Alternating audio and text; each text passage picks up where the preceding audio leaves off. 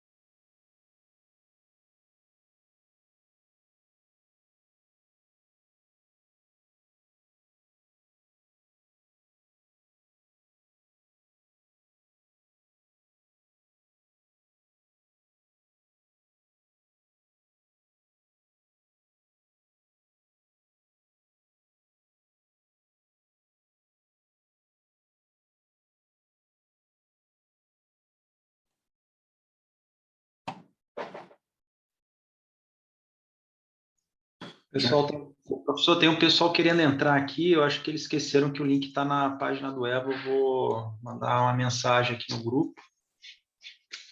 É, porque aqui não está... Eu vou mandar para eles aqui. Eu estou logado na página do Direito do Trabalho. Aí eu já vou mandar para eles aqui, eles acessam. Acho que é por isso que até beleza. agora só entraram 4 aí. Eu já vou mandar o link para eles aqui.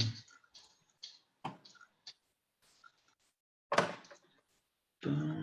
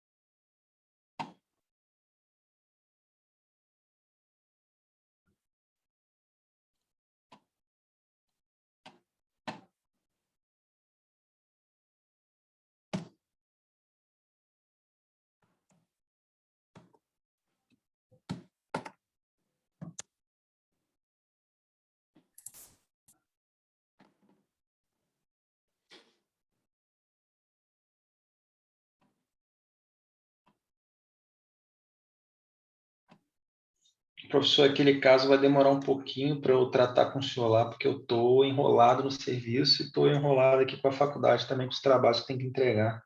Ah, não, tranquilo, Gustavo. Estou aqui para Eu ajudar. tô sem tempo mesmo, professor. Quando você tiver de Mas é, boa aí, você me dá um toque. Estou à sua tá. disposição.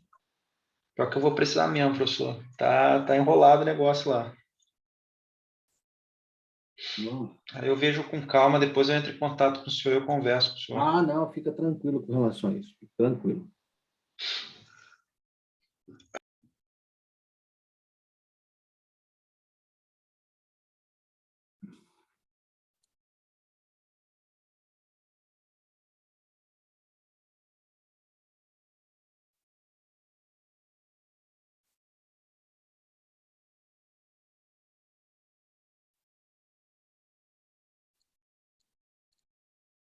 Ontem teve uma decisão na STF, não sei se acompanharam, a respeito dos honorários de sucumbência na Justiça do Trabalho, da reforma Não, trabalhista. eu não acompanhei, professor. É, a reforma trabalhista criou os honorários de sucumbência, né? O nosso único ramo que não tinha honorários era a Justiça do Trabalho, né? Só que isso, no meu entender, e de muitos colegas, acabou inviabilizando aí o, o ajuizamento de ação, porque as pessoas têm medo de perder, né? Então, uma das justificativas do projeto de lei pelo Roberto Marinho, pelo deputado Roberto Marinho, era que na Justiça do Trabalho os advogados pediam muitas coisas absurdas, né? As partes pediam coisas absurdas e não eram punidas. Era uma maneira de... E o honorários advocatícios era uma maneira de vedar isso, né? Pô, mas é muito difícil, cara, você nivelar por baixo, né? Não era muito favorável a isso, não. E a gente estava sendo consequências, né? Porque a judicialização diminuiu para caramba de processo. Os empregados agora têm medo de pagar, né? Noticiário que eles vão pagar. E ontem, por maioria de votos, o STF reconheceu a inconstitucionalidade da lei. Então, agora volta a não ter, para aqueles que são beneficiários da justiça gratuita, não tem mais honorários. E quase todo mundo é beneficiário da justiça gratuita na justiça do trabalho, não tem outro jeito, né? O cara está desempregado, sem verba, tem como não ser beneficiário.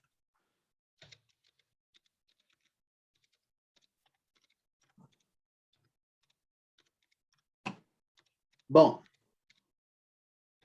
será que o pessoal está com dificuldade de link? Porque semana passada não tiveram, está lá no EVA, né? Então vamos começando aqui, né? Bora. Então, ó, na última aula, a gente falou aqui das funções sindicais, né?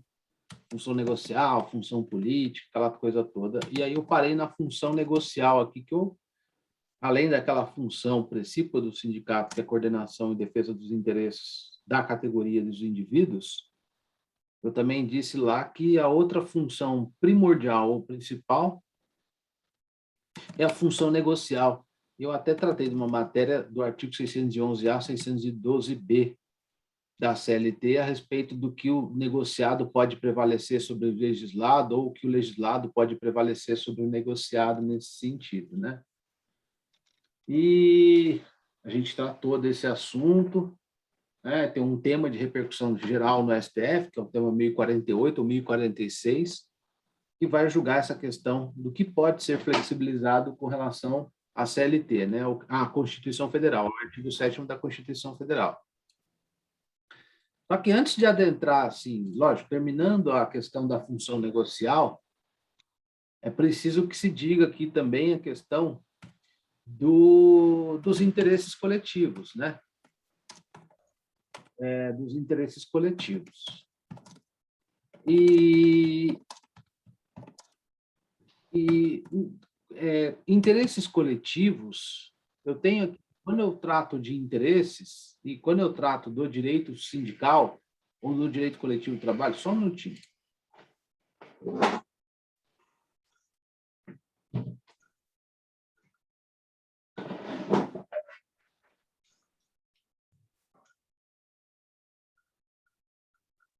Eita.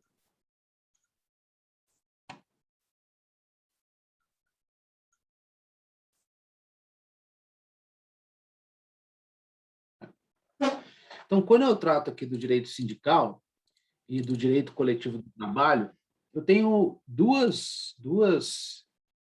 interesses antagônicos, né? Então, interesses antagônicos eu tenho aqui.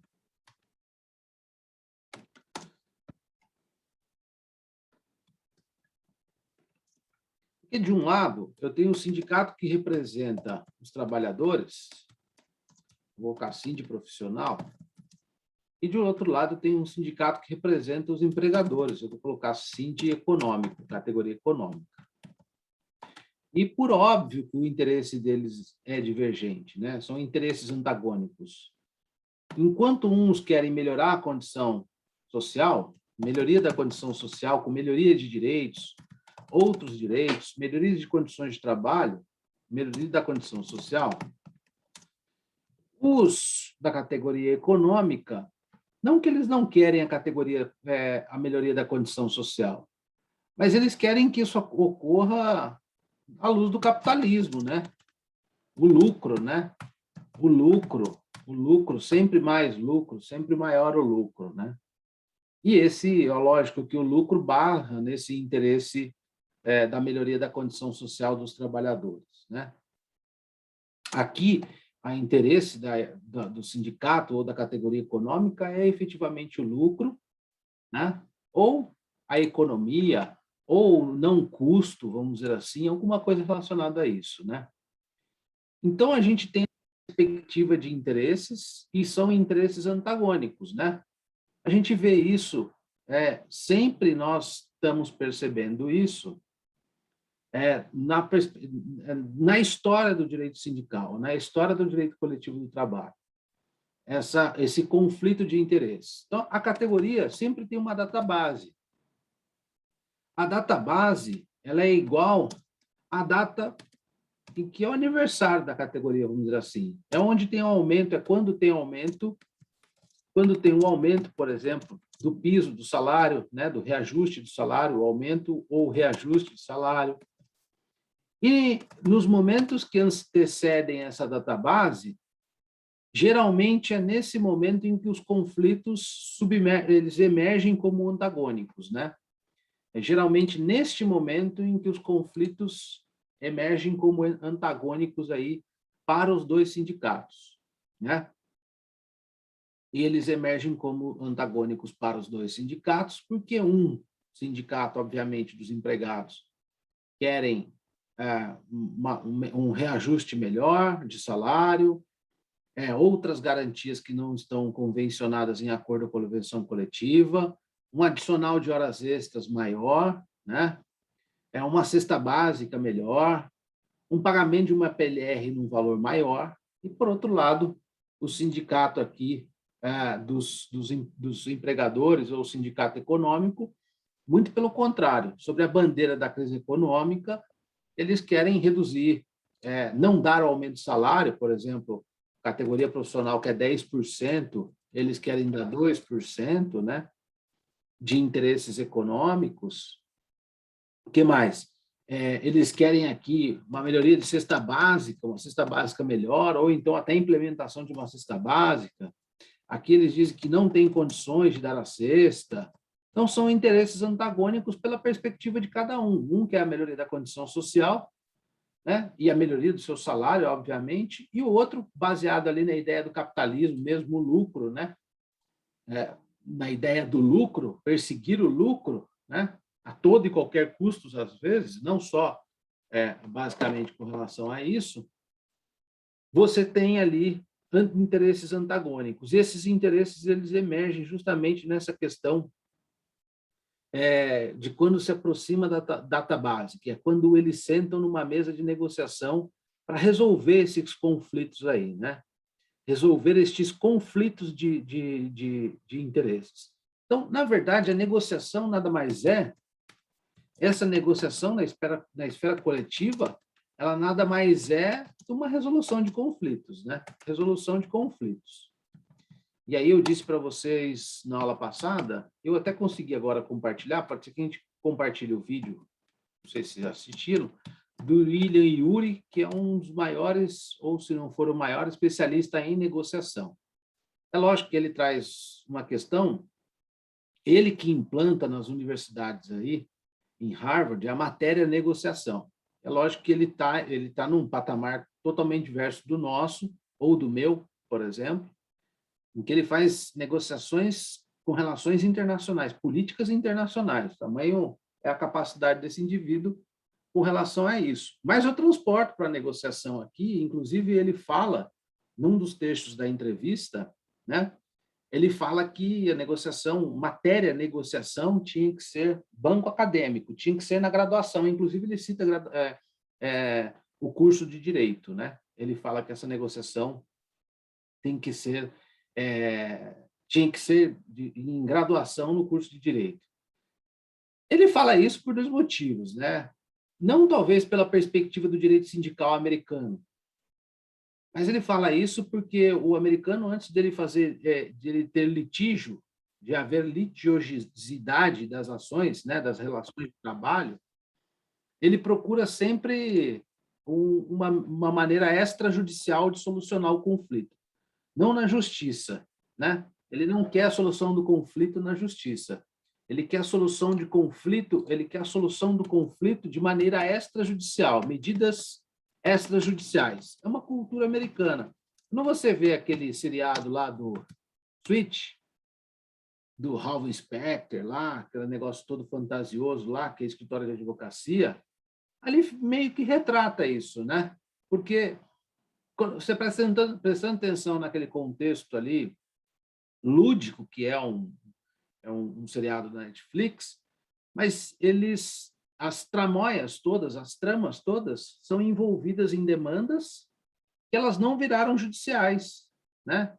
Então, os caras se cercam de prova, se cercam de uma série de questões de direito, procuram jurisprudência. Você vê que é muito comum eles procurarem os hard cases dos Estados Unidos, que é o que as câmaras superiores nesse país, como na Inglaterra, que tem a perspectiva do common law, não é igual ao nosso, que é o civil law, que tudo é codificado, porque é civil law.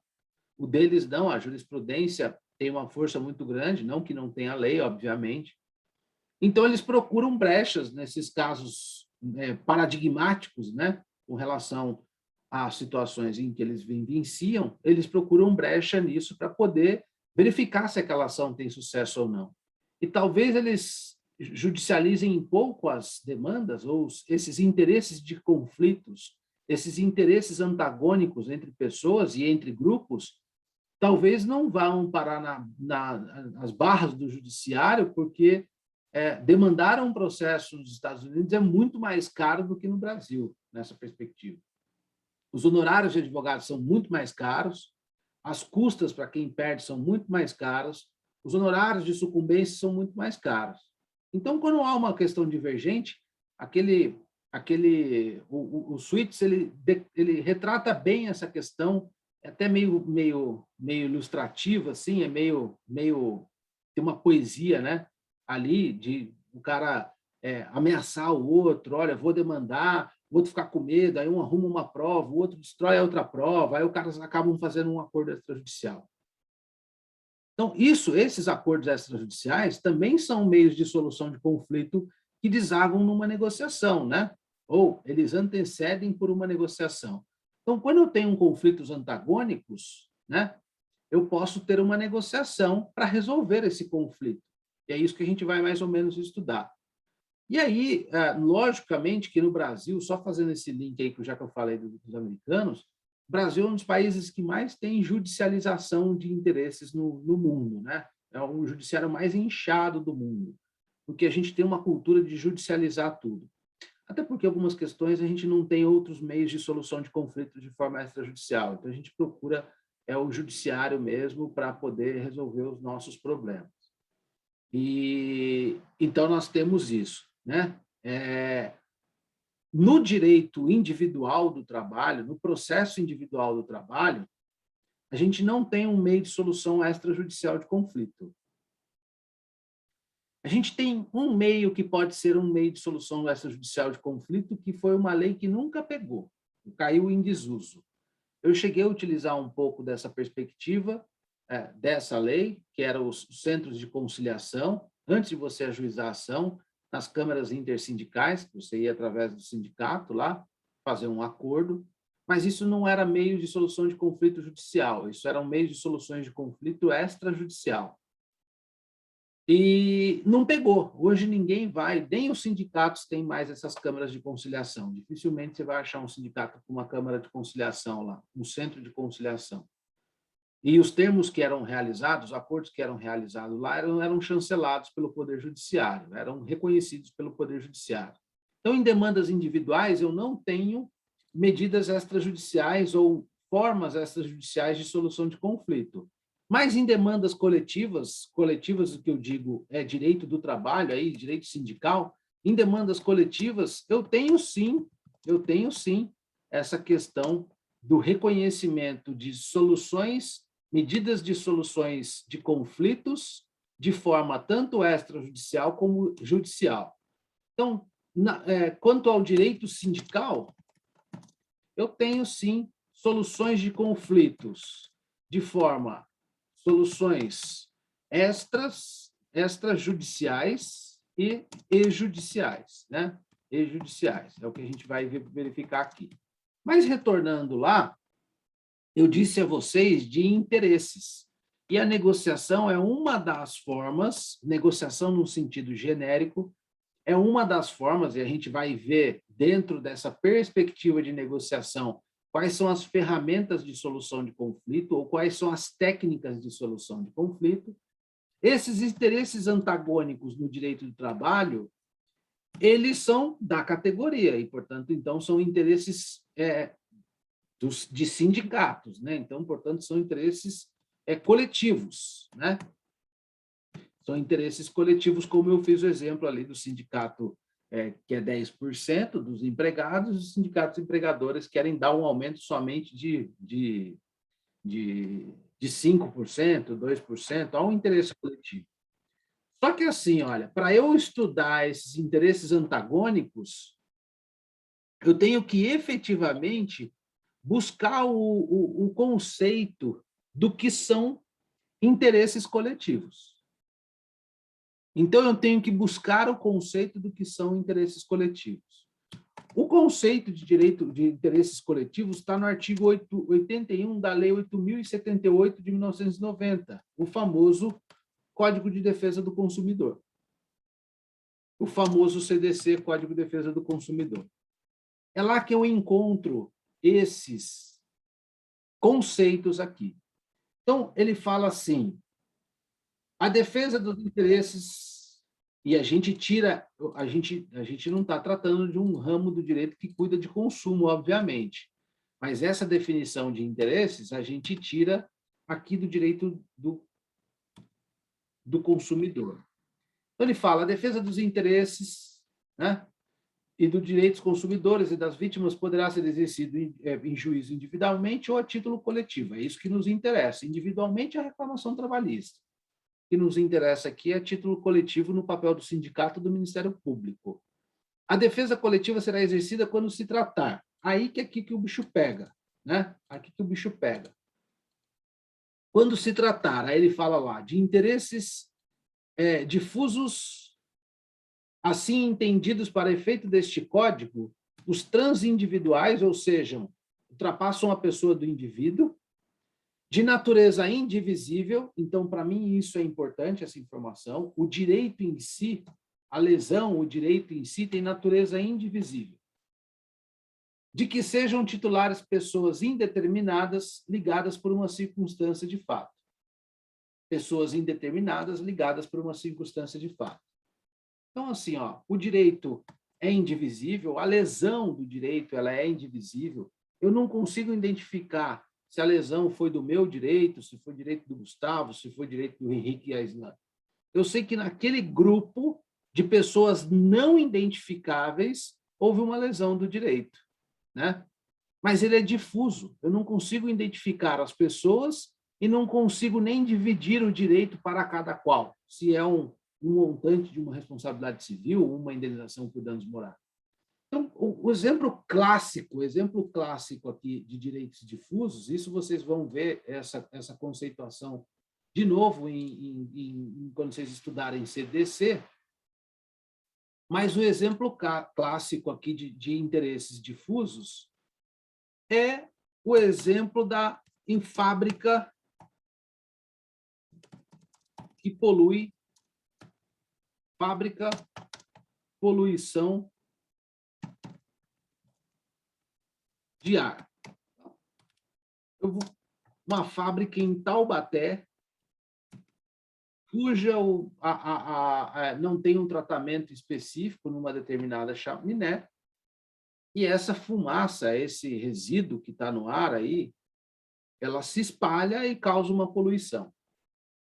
Só que eu não tenho como identificar, e aí eu estou dizendo, é lógico, se é o interesse coletivo ou é o Ministério Público Estadual, no caso é poluição, por isso que eu estou citando o Ministério Público Estadual, porque se fosse de interesse do trabalho, seria o Ministério Público do Trabalho, que é uma justiça federal e é um Ministério Público da União. Então, eu não tenho identificar nessa poluição, dessa chaminé, eu identifico quem é o agente causador da poluição. Ou está jogando um resíduo químico numa água de um manancial, por exemplo, em que sustenta várias cidades para efeito de água, de banho, de bebida e tudo mais, né?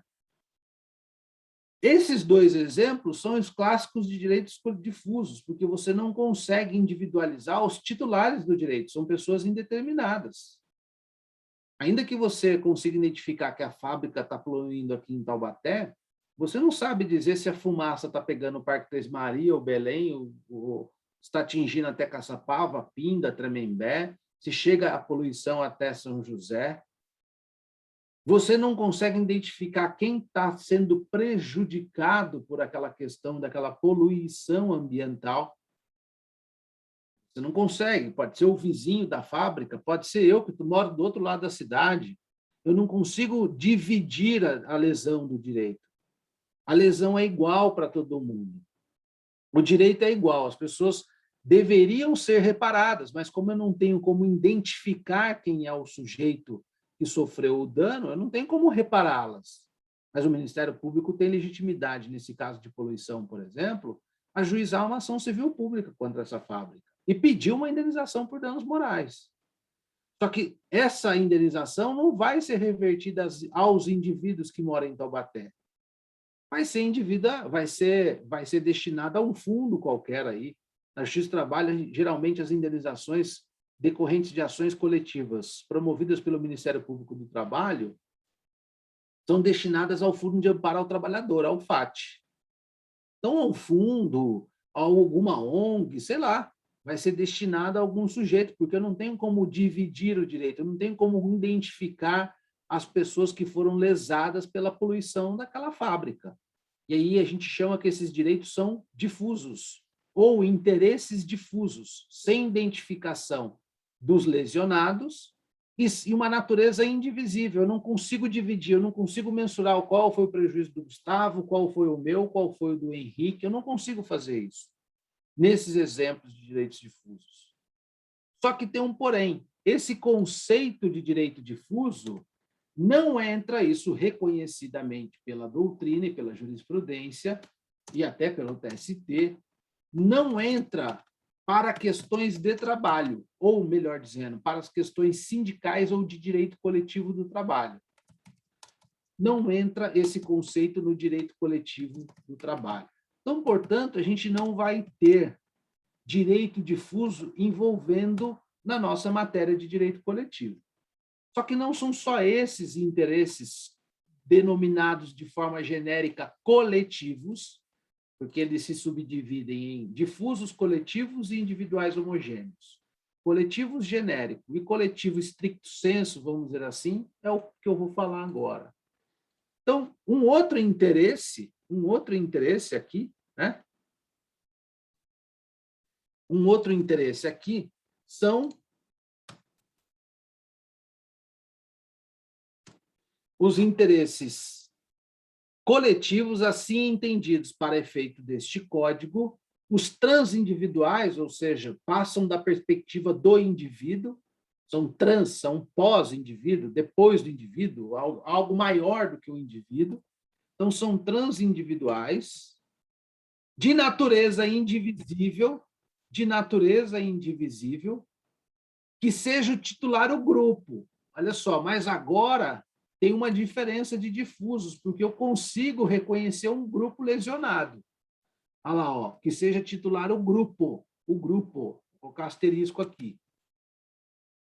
Então, o direito que foi lesionado, a lesão ocorreu para o grupo. Categoria ou classe de pessoas, olha lá, qual o grupo? Categoria ou classe de pessoas, a categoria já é o que fala no nosso direito do trabalho. Ligadas entre si com a parte contrária por uma relação jurídica base. Então, categoria ou classe de pessoas ligadas entre si, pessoas ligadas entre si, pessoas ligadas entre si, ou com a parte contrária por uma relação jurídica base. Por exemplo, aqui pode ser uma relação de emprego. Relação de emprego.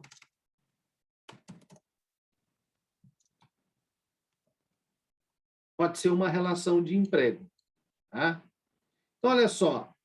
Categoria ou classe de pessoas ligadas entre si, ou com a parte contrária por uma relação jurídica base. São direitos coletivos. Transindividuais agora aqui são interesses coletivos. Não são difusos e coletivos. Qual a diferença para os interesses difusos dessas perspectivas?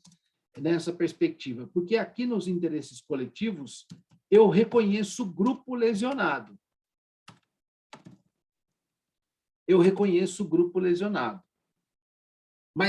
E esse grupo, ele se identifica por esse grupo, essa categoria de pessoas ligadas entre si. Ora, a categoria dos vigilantes são pessoas ligadas entre si, que comungam do mesmo interesse, das mesmas perspectivas, dos mesmos anseios, dos mesmos objetivos profissionais, do mesmo conhecimento, do mesmo treinamento, né?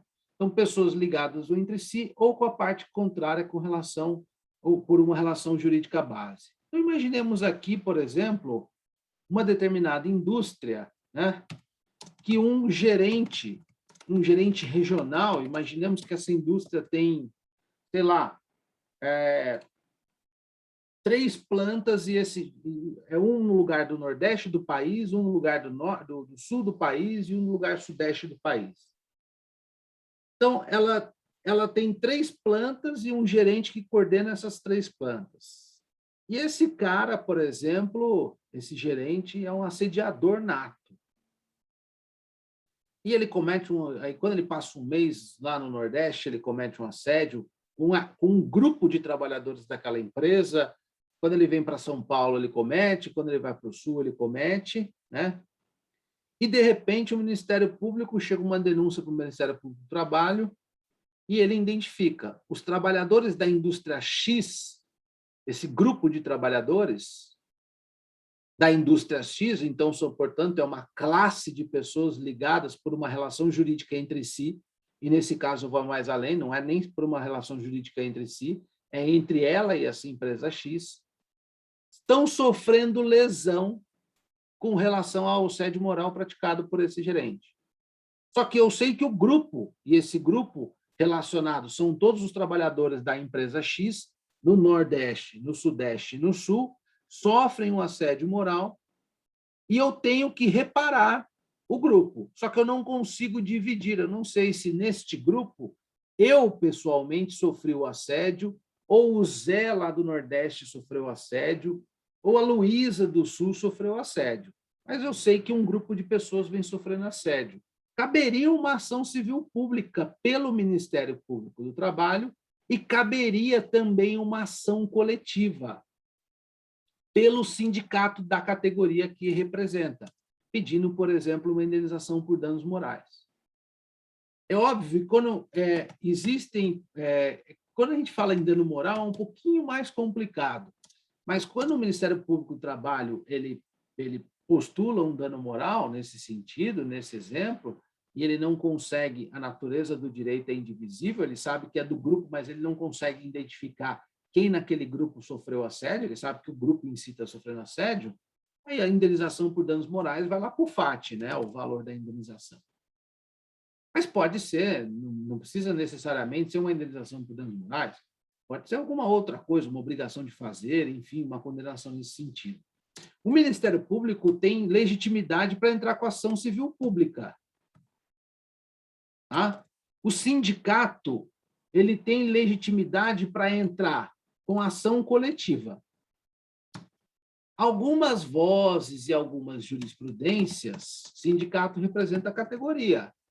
Então, eles têm legitimidade para entrar com ação civil pública. Não é isso de forma unânime, nem na jurisprudência, nem nem na jurisprudência, nem na doutrina, mas ação coletiva, sim. Ação coletiva, ok. Ação coletiva, ok.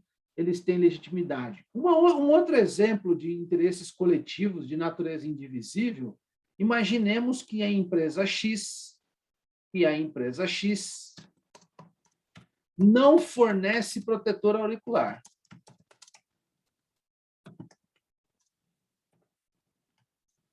Protetor auricular. E lá tem muito ruído.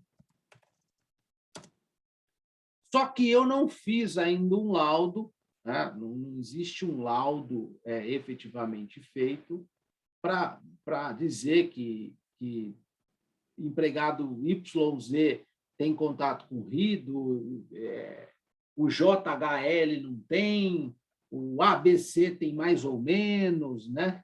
Então, é um interesse do grupo que trabalha nessa empresa X e que o direito lesionado são direitos relacionados à saúde, higiene e segurança do trabalhador, né?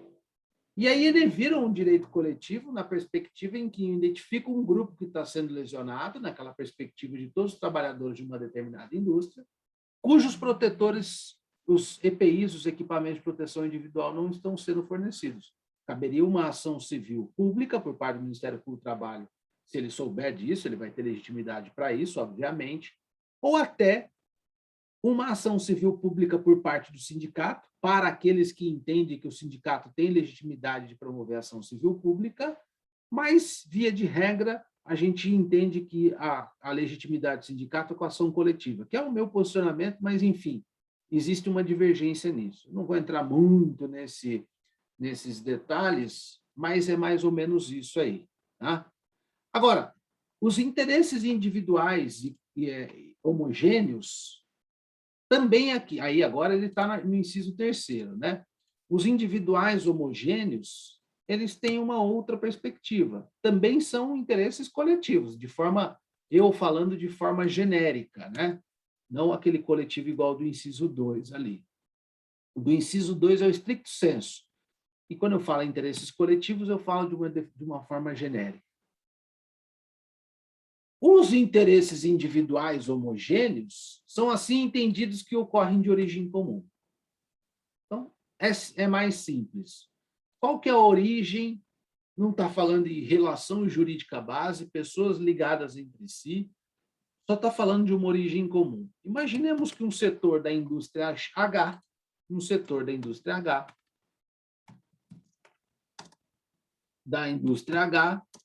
tem lá adicional de periculosidade por exposição a gases inflamáveis, adicional de periculosidade. Nesse setor eu tenho 30 trabalhadores.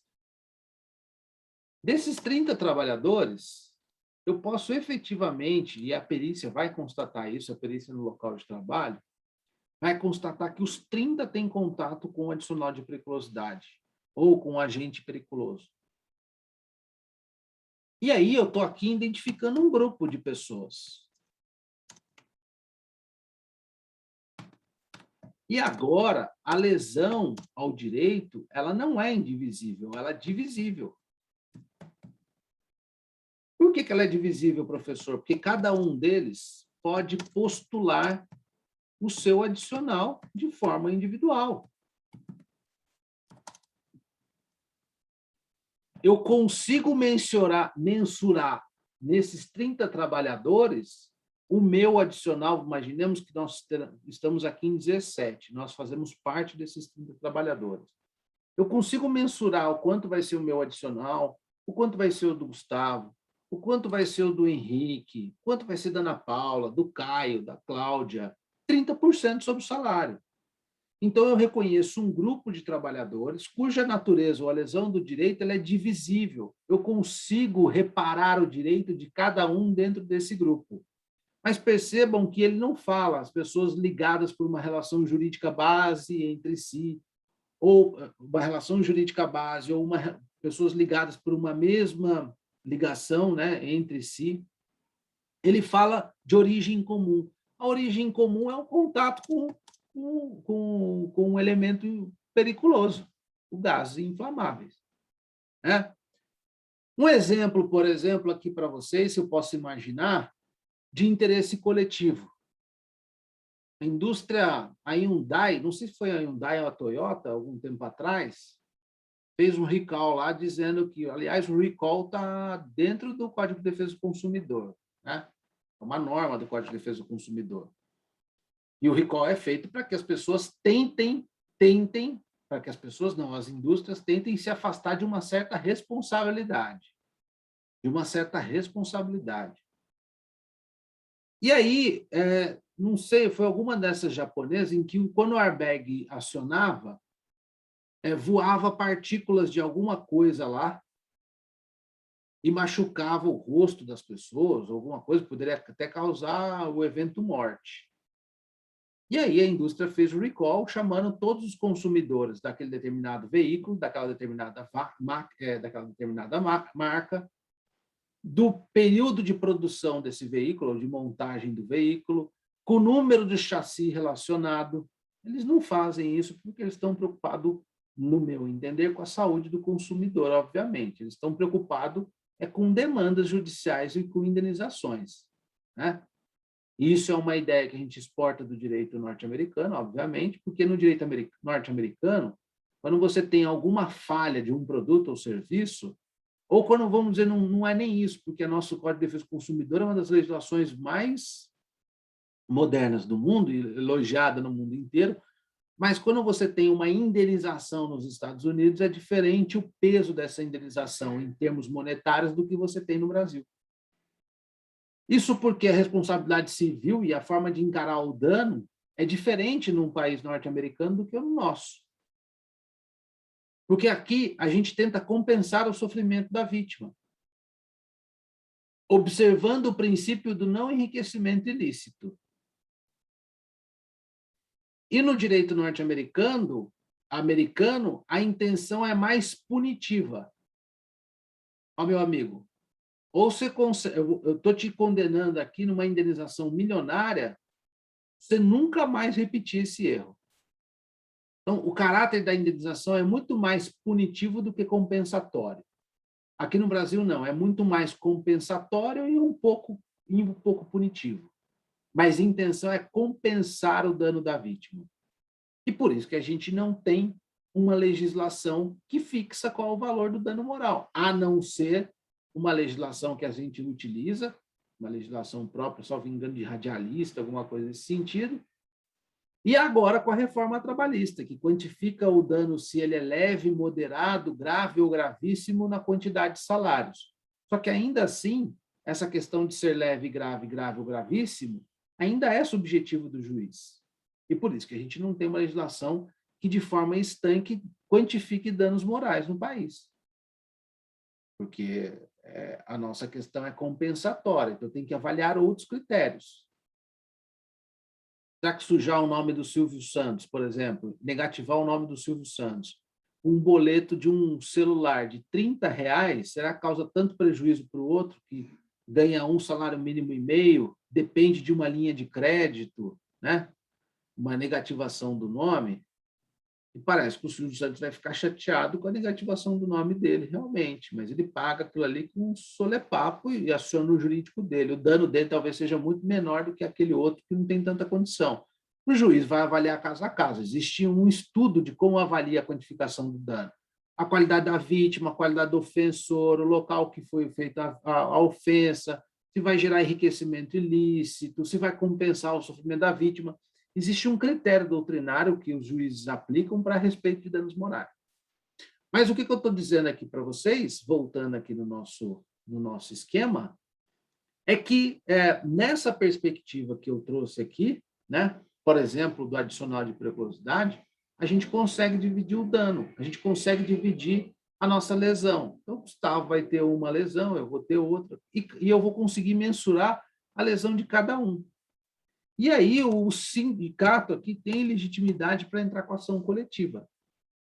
E já digo aos senhores, o MPT muito provavelmente não vai entrar com ação civil pública para resolver essas questões de direitos individuais homogêneos.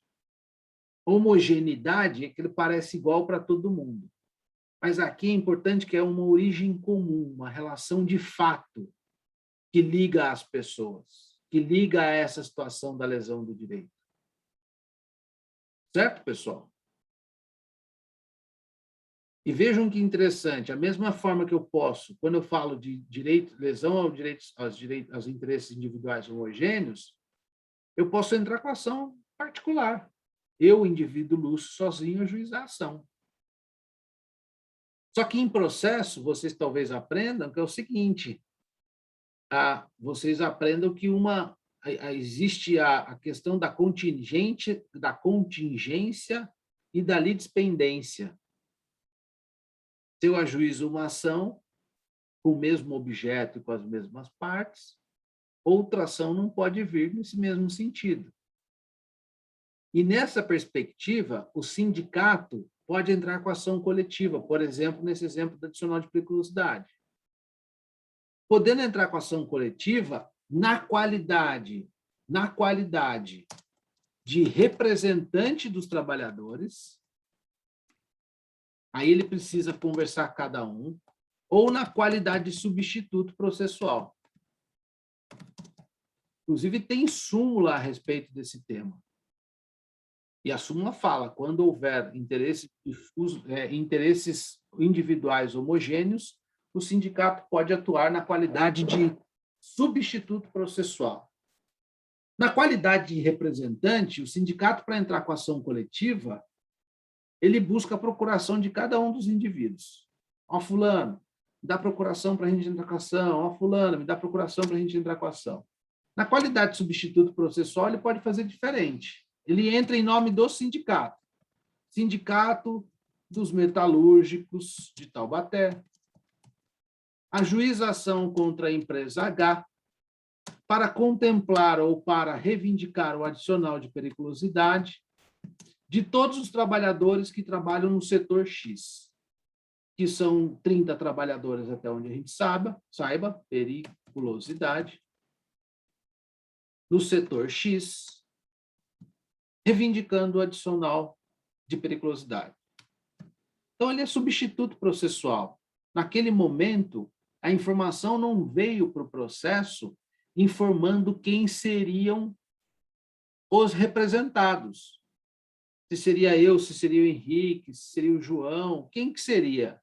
Ele é substituto, ele está falando o grupo de pessoas que trabalham no setor X da empresa H.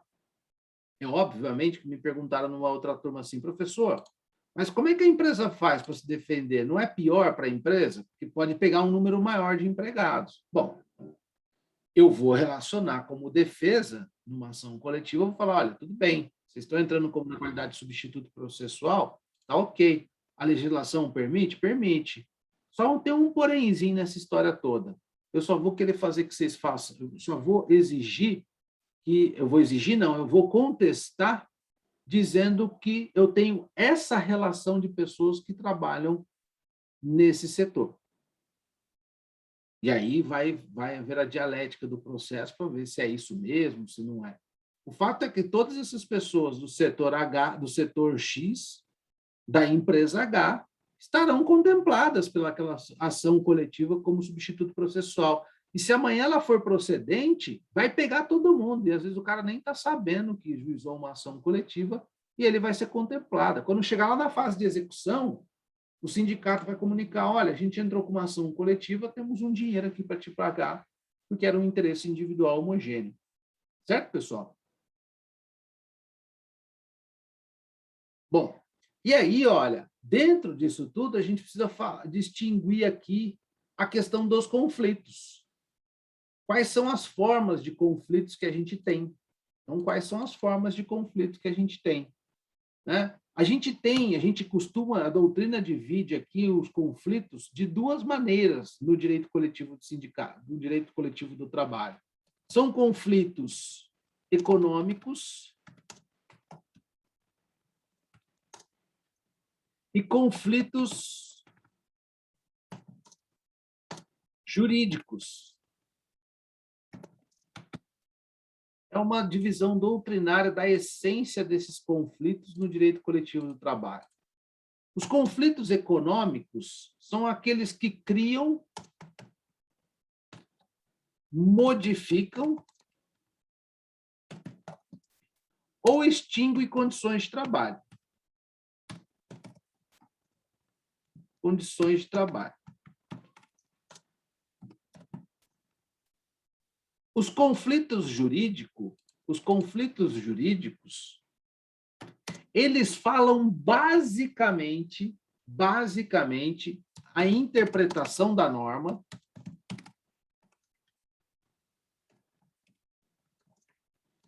do direito já posto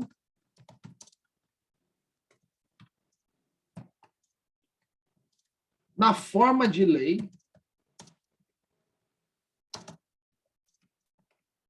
ou acordo coletivo ou convenção coletiva de trabalho, ou CCT.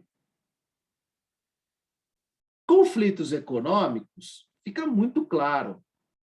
Quando eu quero criar uma PLR, quando a categoria, um anuênio, quando a categoria não tira, ou quero retirar, ou quero modificar, a gente paga um adicional de horas extras de 70 e eu quero, numa próxima negociação, abaixar para 50.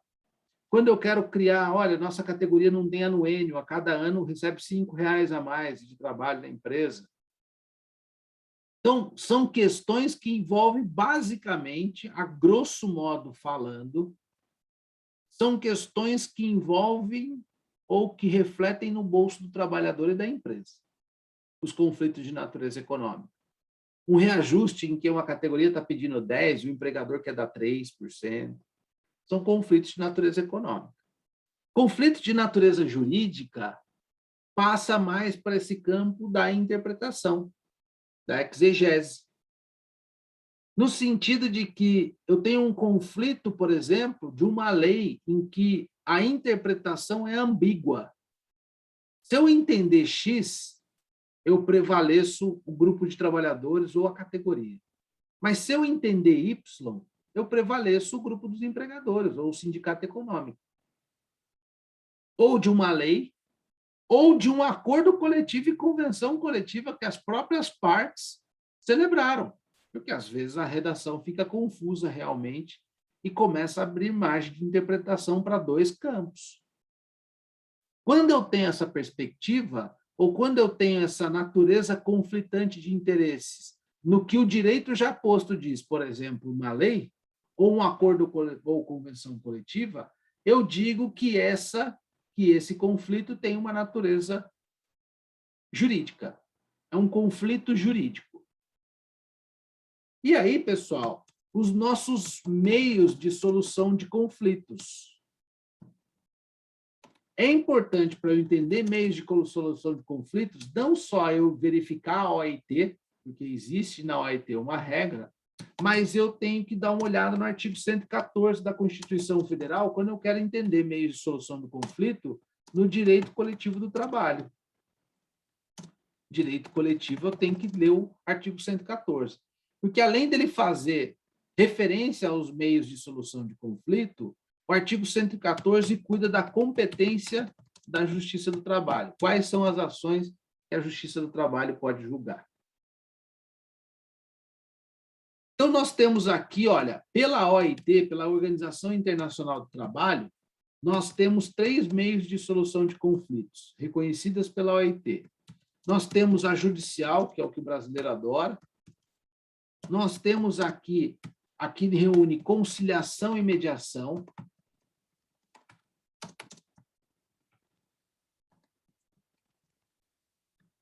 E nós temos aqui a arbitragem. Eu estou falando de direito coletivo do trabalho. No âmbito individual, eu basicamente, sem ser as câmaras sindicais de negociação, eu só tenho basicamente a solução de conflitos judiciais. RT, reclamação trabalhista, ação trabalhista. É isso. Basicamente, eu não tenho nenhuma forma de conflito extrajudicial. Não cabe, por exemplo, para demandas individuais, a legislação de arbitragem. Você que é o empregador e, de repente, tem uma ideia muito brilhante, aí você fala assim, procura lá a Câmara de Arbitragem, faz um acordo lá na Câmara de Arbitragem. Isso não vai ter validade na esfera individual, no direito do trabalho, no processo de trabalho. Não tem validade.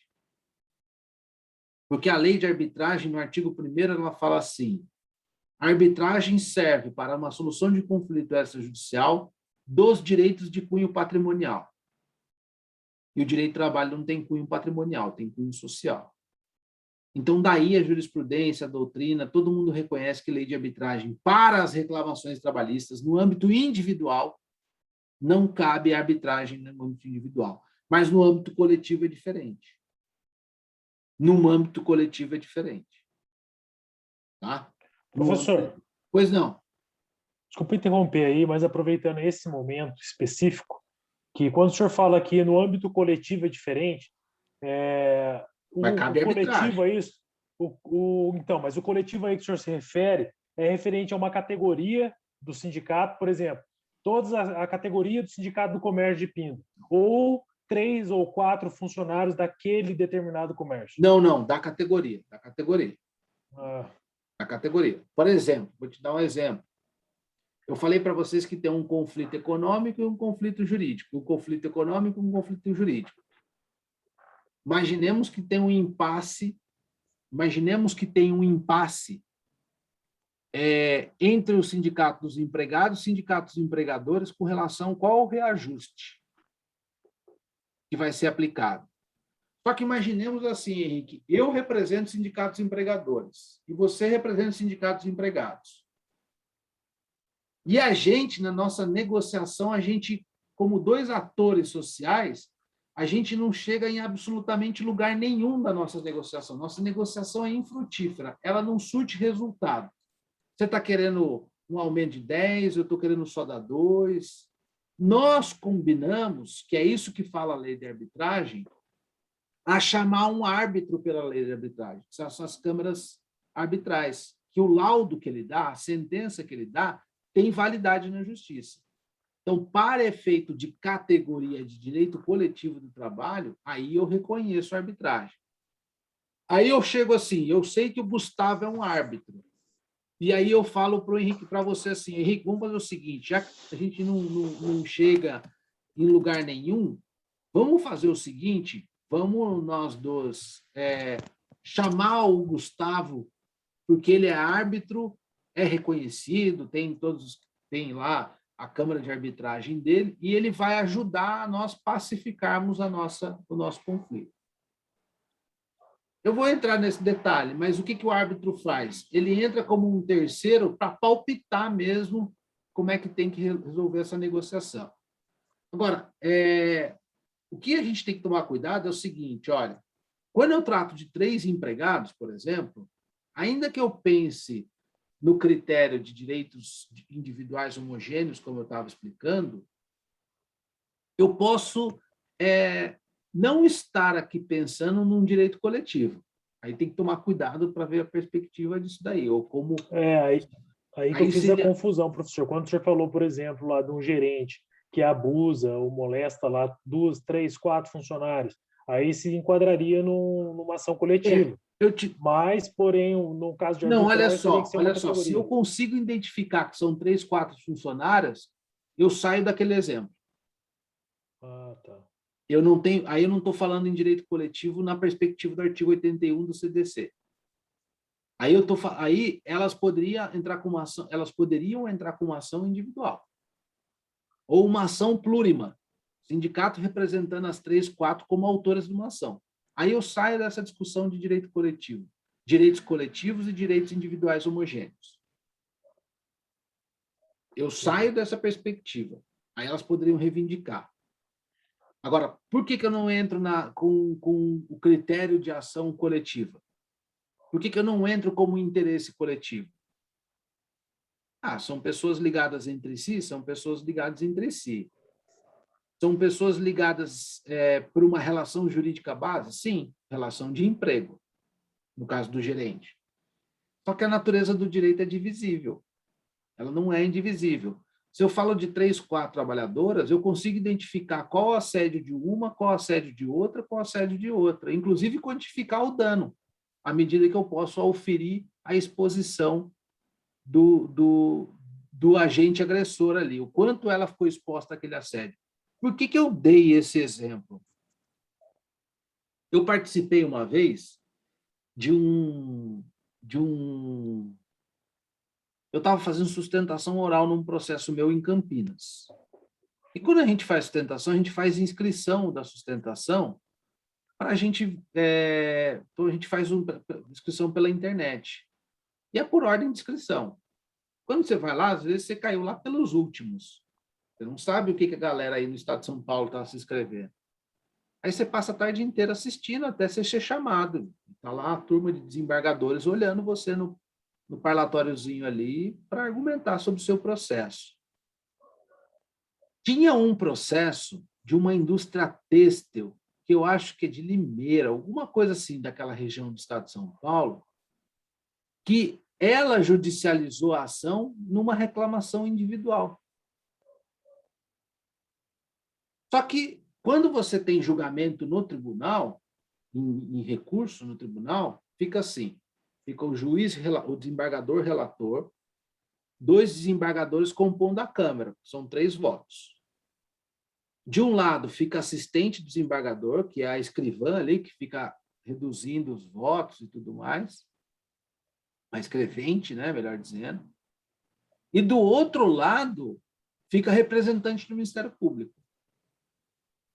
E aí o advogado foi sustentar, e era uma questão de assédio moral. Mas era uma ação individual. Percebam que, assim, era uma trabalhadora que reclamou de um assédio e virou uma ação individual. E aí a representante do Ministério Público, ela fala assim, olha, o desembargador pergunta se a representante do Ministério Público quer dar algum voto. Não é voto, eles não chamam de voto, desculpa, é parecer. Algum parecer sobre aquela questão. E ela fala assim, olha, nos julgamentos que eu acompanho nessa Câmara e nessa turma, vários pedidos de ação de indenização por danos morais, por assédio contra essa empresa X, e o assediador é sempre o mesmo, o cara era líder de um setor.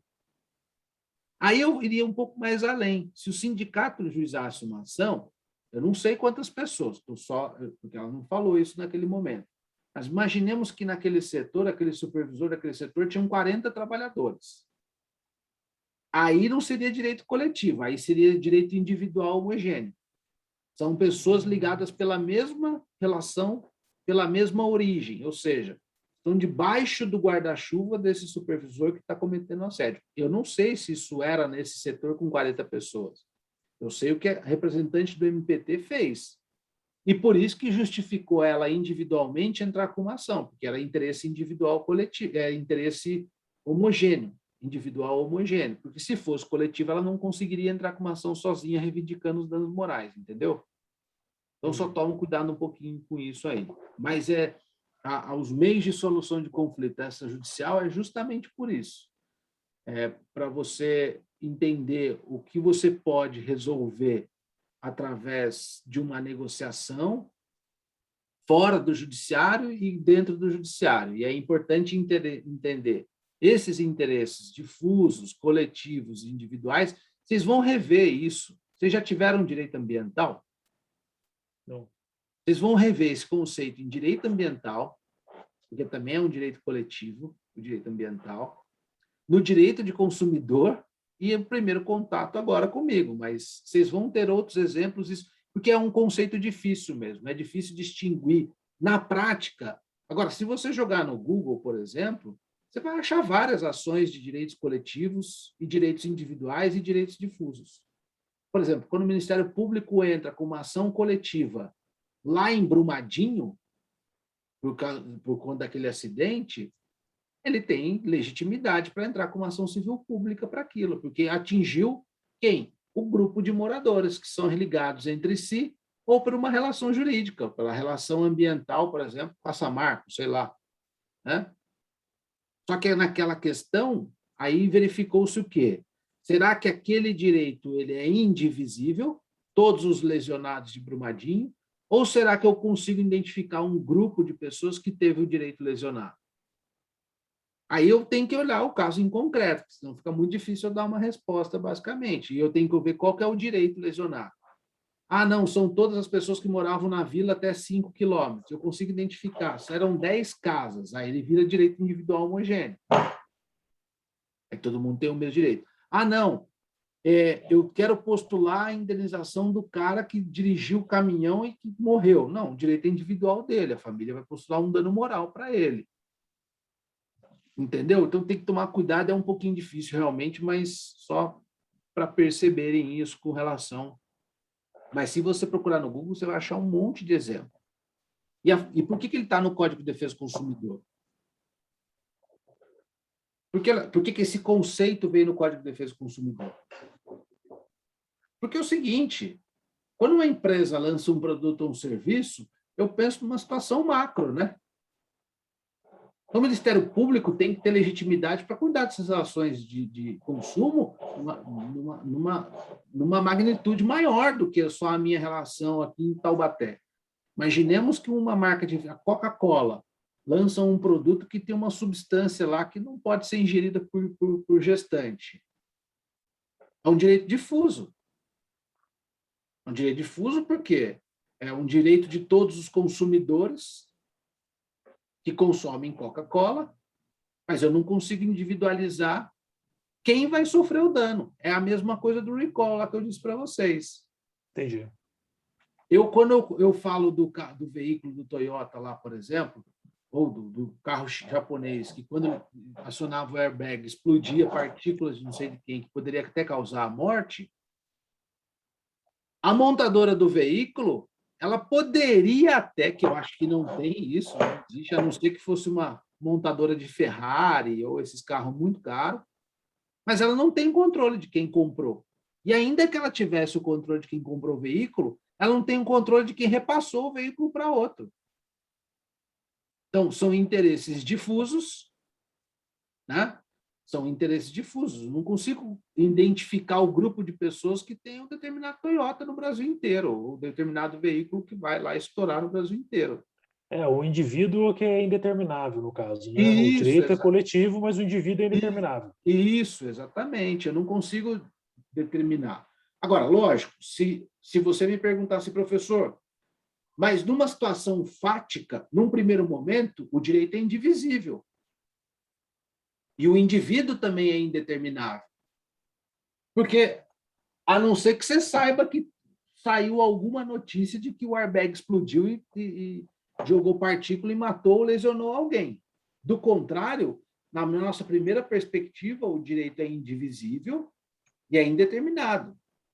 Mas o fato, Henrique, de ter acontecido comigo, eu estar lá dirigindo esse carro, ter acionado o airbag, ter voado partícula e ter machucado todo o meu rosto, não desnatura esse direito de indivisível para, de direito difuso para direito individual.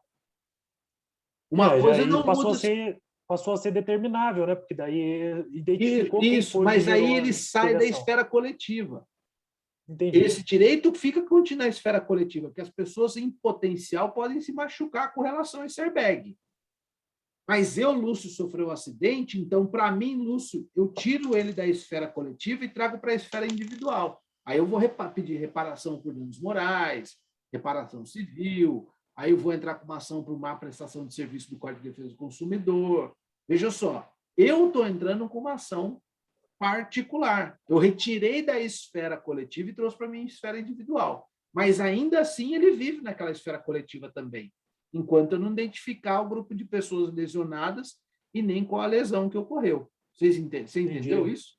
Entendi. Nesse sentido, então, seria, quando a gente falar em coletividade, seria grupos determináveis, mas não indivíduos determinados. Primeira coisa que você tem que fazer é o seguinte, quando falar em coletividade, A partir de agora, você tem que pensar assim, direitos coletivos. Tá, de forma genérica você está afirmando isso? Porque a subdivisão de direitos coletivos é direitos difusos, coletivos propriamente ditos ou individuais homogêneos. Então, a primeira pergunta que você tem que fazer. Aí você vai para o segundo passo. Bom, se eu não consigo determinar o grupo de pessoas que foram ofendidas e a natureza do direito ela é indivisível, como a poluição, por exemplo, da fábrica do ar, aí eu estou falando de direitos difusos. Agora, se esse grupo de pessoas está ligado por uma relação entre pessoas em si, componente desse grupo, ou por uma relação jurídica base, por exemplo, uma relação de consumo é uma relação jurídica base, uma relação de emprego é uma relação jurídica base. Ainda que o direito seja indivisível, quando eu consigo identificar o grupo, aí eu estou falando de direito coletivo. Entendi. Entendeu? Sim. Agora, quando eu identifico o grupo e dentro desse grupo eu consigo identificar ou fazer a divisão da lesão de cada um dos lesionados, aí é direito individual homogêneo. É que o legislador não colocou a história do grupo no inciso 3º. Mas pensa no grupo. Se eu consigo identificar, eu consigo dar o direito individual para cada um dentro daquele grupo, é individual homogêneo. O direito é igual para todo mundo. Todo mundo que ganha um salário terá 30% adicional de periculosidade. Não vai variar. Não, faz todo sentido, professor. Beleza? Sim. Então, beleza, pessoal. Vamos terminar por aqui hoje? Vamos lá. Tá bom. Obrigado, professor. Imagina. Obrigado, professor. Boa noite. Falou, valeu aí para Obrigada, vocês. professor. Valeu, tchau, tchau. Até mais, tchau, tchau.